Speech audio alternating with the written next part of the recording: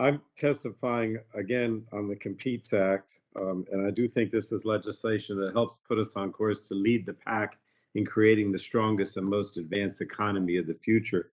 But I'm going to focus on the provisions within the jurisdiction of the Energy and Commerce Committee, Mr. Chairman.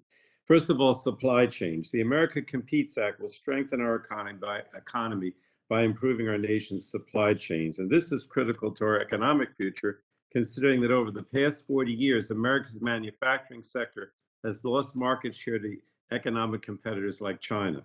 This decline in manufacturing capacity, coupled with the COVID-19 pandemic, has led to severe supply chain disruptions.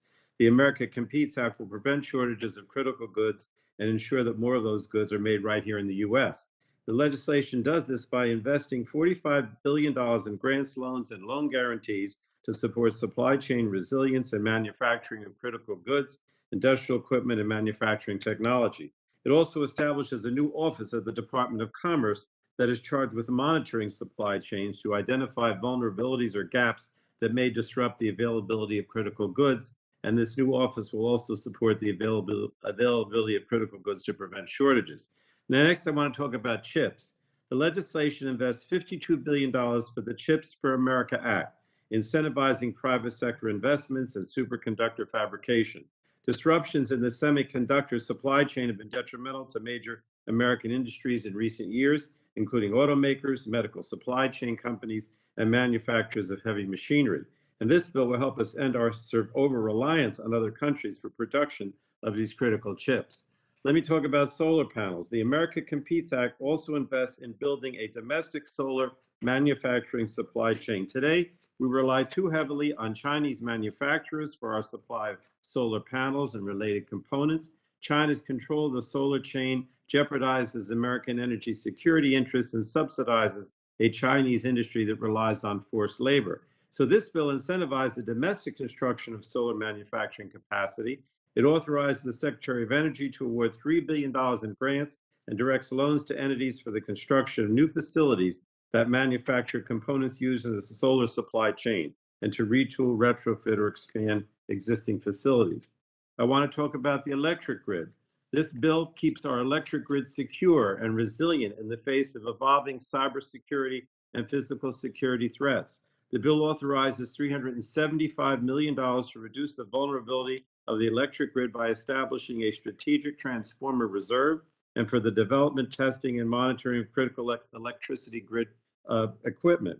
It also reduces the risk posed by foreign-made equipment by facilitating the domestic manufacturing, testing, and monitoring of critical electric grid equipment. Medical supplies.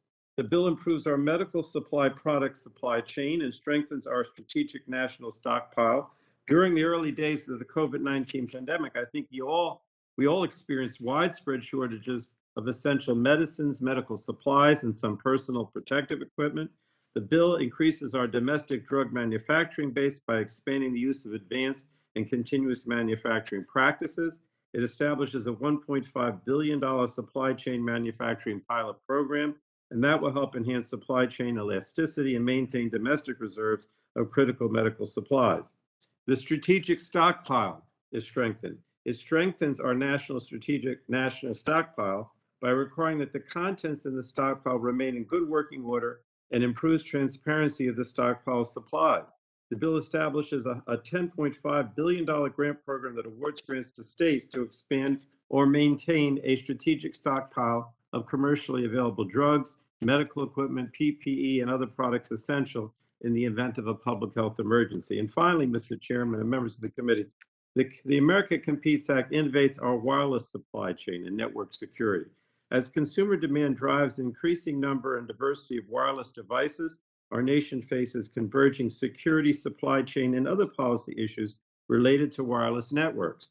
The bill ensures that next generation mobile wireless networks and technologies are safe and secure from foreign adversaries. It does this by funding the deployment of cutting-edge technology and enhancing the competitiveness of trusted suppliers of information and communications technology. So overall, this is a comprehensive bill and ensures that America can outcompete China or any nation in the world now and in decades to come. It brings together many bills that have garnered strong bipartisan support in the past, and I'm hopeful it will pass with the same bipartisan spirit. I urge my colleagues to support it And thank you for the time, Mr. Chairman and members of the committee. I yield Thank back. you.